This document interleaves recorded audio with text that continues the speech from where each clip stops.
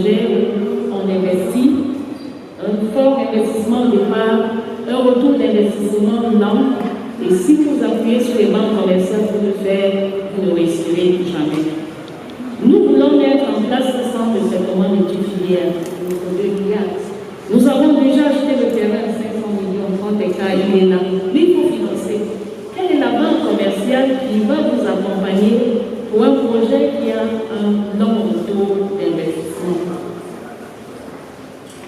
Nous sommes en train de mettre ce projet de papier carton. Ça, 500 millions, nous le faisons sur nos fonds propres. Mais vous voyez que pour les entreprises privées, ce n'est pas évident.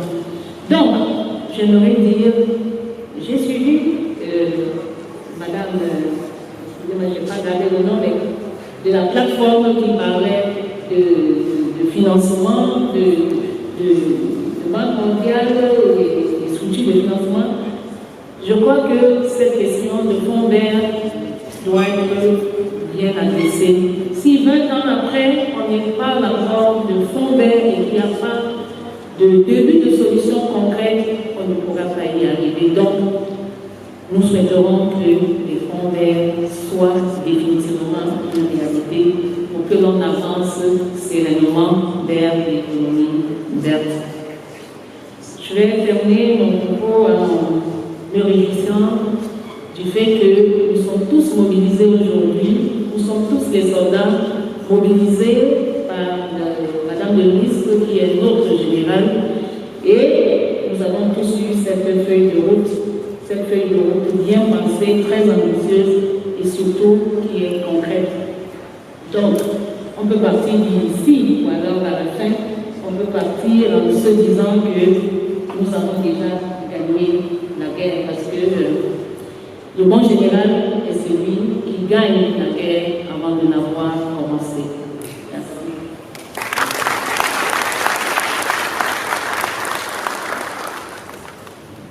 Merci, Madame le directeur général.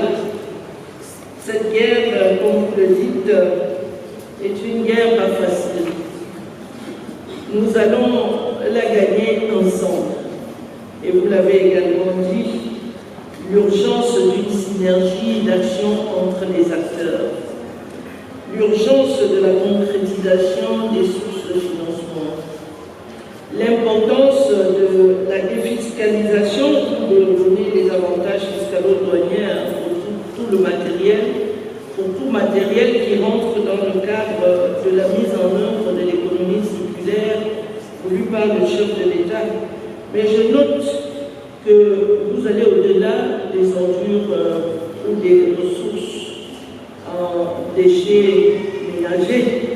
Vous allez également attaquer les déchets dangereux à travers ce centre multi-filière qui nécessite un accompagnement. Je vais demander à mes collaborateurs de regarder vraiment ce centre, le business plan, pour qu'on voit si dans les propositions à moyen terme ou à court terme, ce qu'on peut faire pour accompagner ça, sont rendus indispensables. Comme nous le disons, les ordures sont d'une production à flux continu et journalier.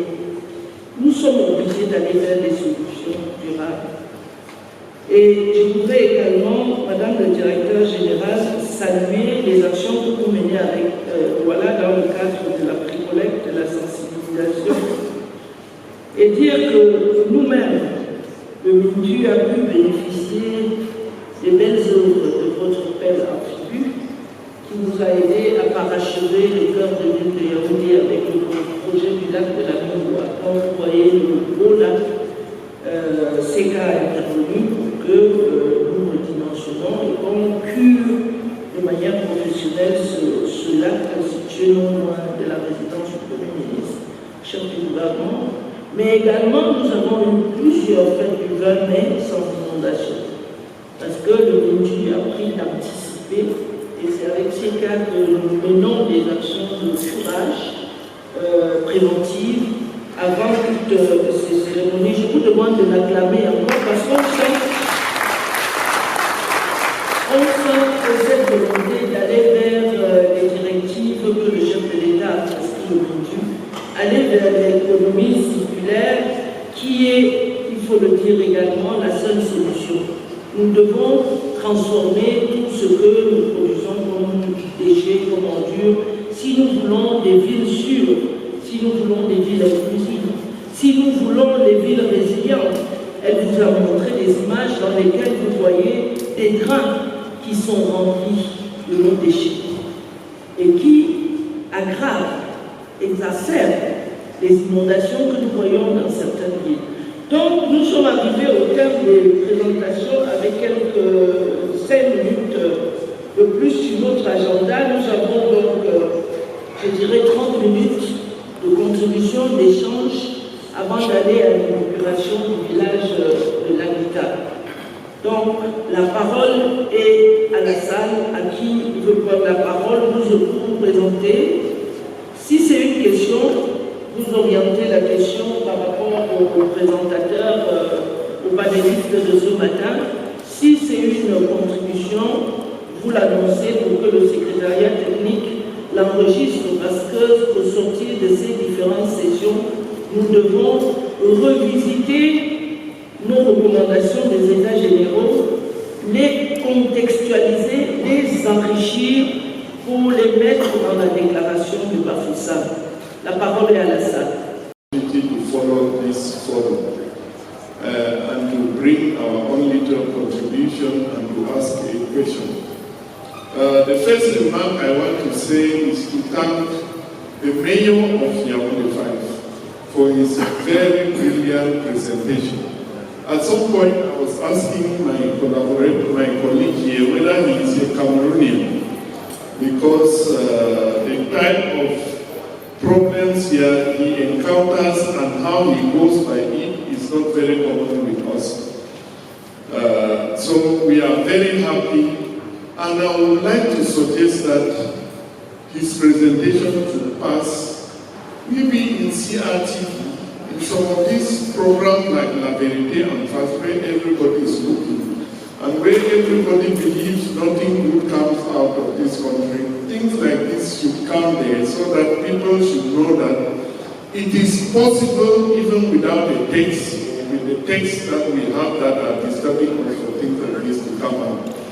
Then I would like to say that I've listened to the presentation that came. We have talked a lot about recycling of waste. At the University of Chad, we are doing a lot of research. We are using plastic to produce diesel. We are using plastic to produce oil. We are also using it to produce building materials and so many things. We are using it to, we are also helping some companies in Douala that are working on plastic recycling to produce some machines for them and so on. But what I've not heard here, Her Excellency, is the use of urban waste to produce energy, which is now very common. It's very common in Europe and is gradually entering Africa. At our laboratory, while we promote the use of waste, recycling of waste, it is just to give people, our youth, employment. Otherwise, our proposal from the research that we have done is that all the urban waste should be used to produce energy for electricity generation. We propose this to the regional council here. Ethiopia is already using it, South Africa is using, and then I think Kenya too. But so many countries in Europe, they are burning all this waste, and if we start burning it in a controlled environment, the emissions are controlled, everything is controlled. You talk of 6 million tons of waste annually. Our research shows that 600 kilowatt hours of electricity can be generated from that waste, which means if we start generating electricity from urban waste, Cameroon waste alone can generate about one-third of all our electricity needs. We also have other problems like collecting the waste and bringing. and bring it to a central center. I mean, if you pick waste from here and start taking it to Luela, it might not be cost effective. So we are doing that. Many of our students who have already some start of biogas, they are doing biogas, very easy now, this technology has been simplified. Plastic recycling. We are also doing some recycling of electronic items because we get so many things even from old TV screens and things like that. And we actually produce so many things with it. So thank you very much again for this. And the question I would like to ask the director, I've forgotten the name of the lady, is this thing about carbon credit. Those of us who work in energy, we know that carbon credit is a scam. And it has been said several times. We instead thought your association had some financing from carbon credit. And I've been to conferences where people instead thought your association as the case with Isakam, where carbon credits came. I know that in Paris, a few years ago, they voted $100 billion every year, and not even a single dollar was contributed.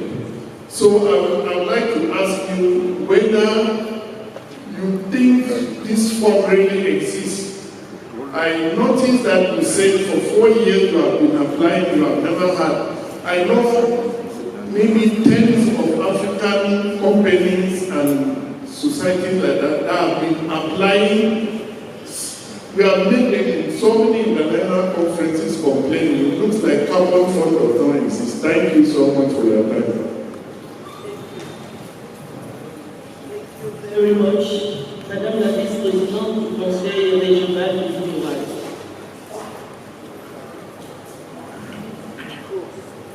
S'il vous plaît, micro baladeur.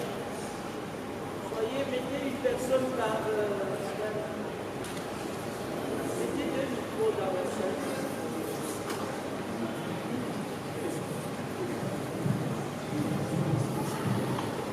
Je vous remercie, Excellence Madame la Ministre, déjà pour cette grande organisation qui nous permet d'être associés à une grande problématique de notre pays, mais également pour l'occasion qui nous est donnée à nous, les participants,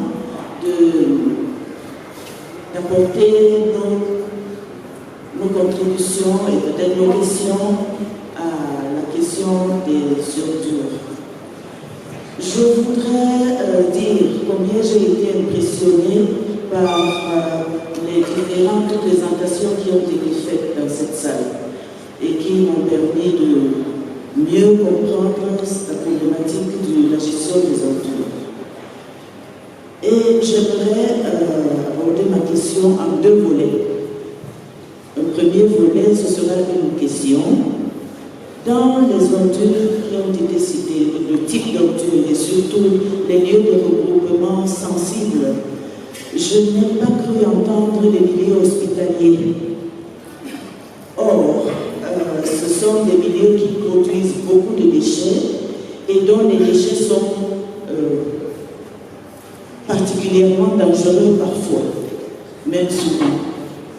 Et quand j'étais enfant, je me souviens que j'ai vu des chiens fouiller dans les déchets d'un hôpital qui nous amenaient ensuite partout dans la ville. Et vous savez, aujourd'hui, avec les maladies infectieuses, les risques sont grands.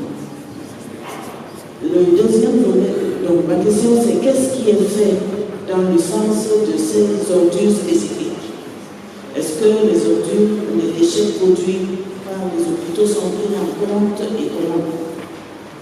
Le deuxième volet de ma question consistera en une suggestion, si vous me le permettez, parce que j'ai entendu, et c'est réel, que l'une des parties les plus importantes dans les causes de la mauvaise gestion des ordures, c'est aussi l'incivisme des populations. Et cet incivisme, nous savons qu'elle se situe à plusieurs niveaux. Parce que tout être vivant produit des déchets. Tout être vivant est susceptible d'être victime de la conséquence de la mauvaise gestion des déchets. La solution, vous l'avez dit, Excellence, c'est déjà la sensibilisation de la communauté, sensibilisation des populations. Ma suggestion est que les ministères en charge des jeunes soient considérés et pris en compte dans les ministères partenaires. Sauf si c'est déjà fait et que je ne l'ai pas entendu dans les différents exposés. S'il y a Madame Ladèche qui a évoqué les jeunes, mais vous savez le rôle, l'impact important que peuvent jouer les enfants dans la connaissance des différentes choses qui gèrent une famille, qui gèrent la vie au quotidien. Si les enfants sont informés, c'est évident que les familles en seront informées et les enfants vont jouer un grand rôle dans ce sens-là. C'est pour cela que je voudrais fortement suggérer que les ministères en charge de l'éducation soient des ministères partenaires dans la sensibilisation des populations pour la gestion des ordures et des déchets urbains. Et dans les ministères comme les enseignements secondaires, un programme est déjà prévu depuis plusieurs années qui gère les grandes entités comme l'éducation à la vie familiale et au VIH-Sida.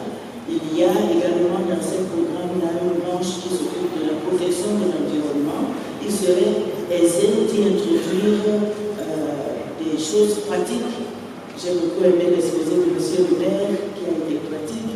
Des choses pratiques pour que les enfants agissent de manière efficace, pas seulement les tout petits, mais du plus petit jusqu'à l'étudiant, qu'ils agissent de manière très très pratique pour le contexte de cette gestion. Et les semaines qui viennent de passer nous ont montré par ailleurs l'impact que les étudiants ont pu avoir sur l'invention et les innovations dans notre pays. Donc non seulement ils peuvent propager la sensibilisation, mais ils peuvent également proposer des solutions de médiation en fabriquant, en proposant des solutions dans les outils qui sont à cela. Je vous remercie pour m'avoir donné la parole. Merci Madame la Vice-Présidente. Oui, le troisième, en bleu, le fond.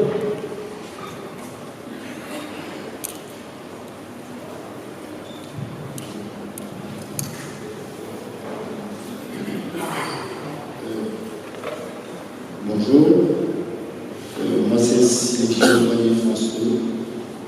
Je suis le directeur général du cabinet TFS et représentant régional national des journalistes du Cameroun pour le littoral.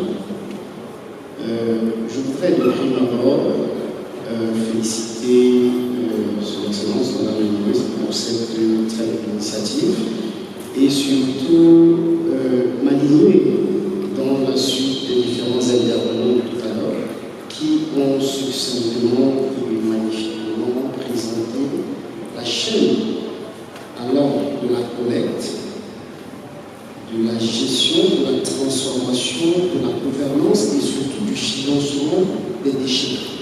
Le fait de les avoir abordés suivant cette hiérarchie nous permet de comprendre que des actions concrètes sont menées, mais également au niveau stratégique, tout est suffisamment pensé.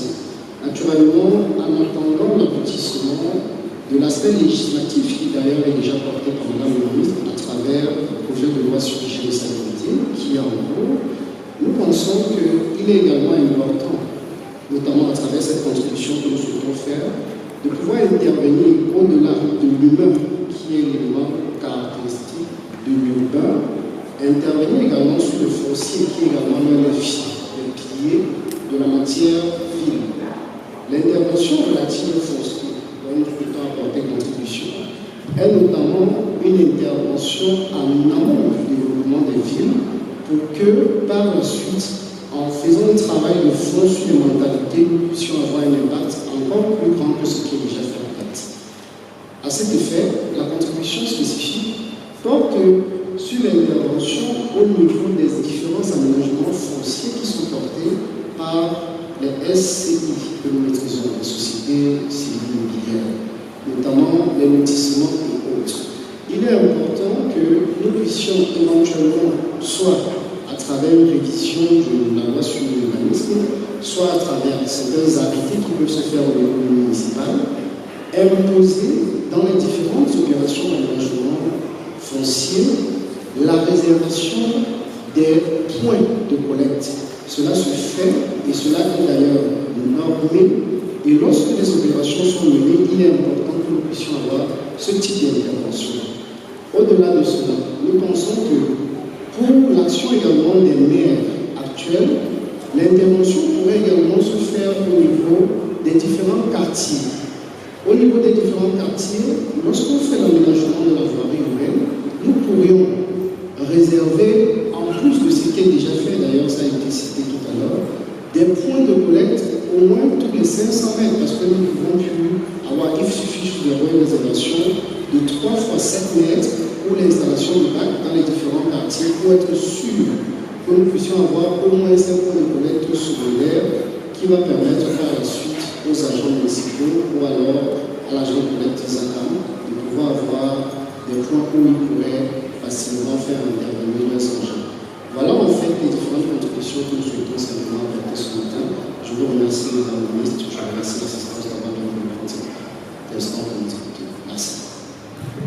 Merci, Monsieur le Directeur Général. Vous avez abordé un point très important dans votre contribution, la mise autour de la table d'autres acteurs comme les SCI, mais vous avez également abordé la question du foncier, qui est très importante, et je pense que les travaux que nous avons faits avec Plateforme Urbaine permettent d'avoir un cadastre dont vous allez peut-être en parler tout à l'heure, Madame. Je voudrais saluer les différentes contributions, et Madame la Vice-Présidente, vous avez parlé de l'association des jeunes dans cette action que nous sommes en train de mener depuis la maternelle jusqu'à l'université. D'ailleurs, c'est la solution. Et le thème de notre célébration nationale, c'est bien innover et agir localement face à ces crises. Agir localement avec l'ensemble des acteurs, y compris les jeunes. Dans la contribution de M. Julius, nous allons passer la parole aux uns et aux autres et nous prenons en considération le fait que la présentation du maire, au-delà de passer à la télévision, il peut partager avec ses collègues maires à travers les CVUC où les délégués régionaux peuvent utiliser également sa présentation et travailler avec les gouverneurs pour faire des sessions de faits concrets, d'actions concrètes menées et demander aux maires qu'est-ce que vous pouvez faire horizon 2026 pour avoir une programmation et un planning d'action. Il faut essayer. Il faut commencer quelque part et pouvoir, au terme de l'année 2026, qui ouvre la voie aux élections locales, pouvoir avoir un plan d'action par commune ou un plan d'action de gestion des déchets sur la base des expériences concrètes vécues. Je vais passer la parole à qui veut prendre parmi les intervenants. Qu'est-ce qu'on fait des déchets hospitaliers par rapport au crédit carbone ou au fonds vert? J'étais à la porte des solutions. Peut-être Madame la directrice générale parlera du crédit carbone. Il n'y a pas eu d'opération peut-être de ces fonds-là, mais il y a beaucoup de guichets de financement qui tentent à accompagner les équipes des villes. Et c'est un avantage de la décentralisation. Parce qu'avant, les maires, c'était des appuis budgétaires. Avant, les maires ne pouvaient pas lever des financements à l'international. La coopération décentralisée n'était pas possible. Monsieur Julius, j'étais à la COP des solutions en 2015 à Paris Et je peux dire que dans le cadre de l'énergie renouvelable, j'ai levé pour la commune de Bamandé plus d'1,5 milliard. Donc je ne sais pas ce qu'il en est pour d'autres. Madame, vous avez la parole pour répondre.